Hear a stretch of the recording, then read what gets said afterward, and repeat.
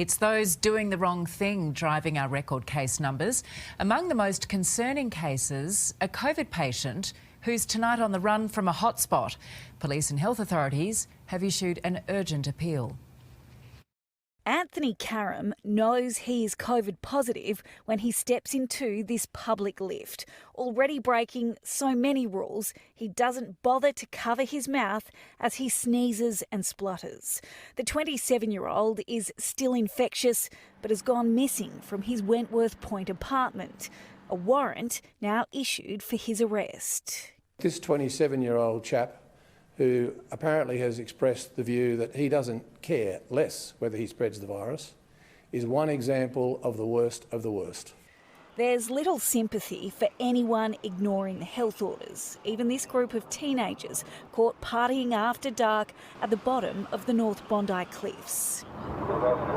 Herded to higher ground by Polaire's spotlight and speaker, the 8 boys were placed in handcuffs and left to explain a $1,000 fine to mum.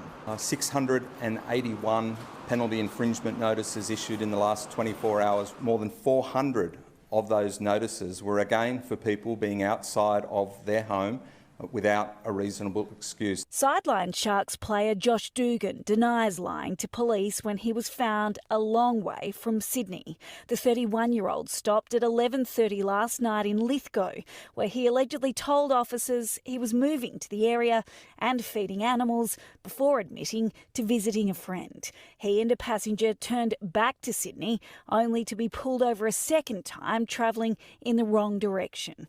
The NRL is investigating and criminal charges could be laid. It's getting harder and harder to hide if you're doing the wrong thing, especially in the construction industry, a crackdown following on from the recent shutdown. Workers sent home if their paperwork isn't in check. It is a struggle, but it's it's just what has to be done. Like, nobody likes telling people to go home. They've all got families to feed. Our cameras rolling on another random blitz in Marsden Park.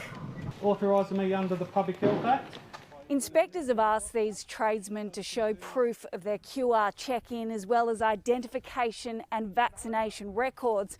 One of the men here is from Campsie and he doesn't have his documentation, so he's being sent home. He may lose a chunk of his pay too if officers follow through with a fine. Tiffany Genders, 9 News. For breaking news, turn to Peter Overton, nightly at 6.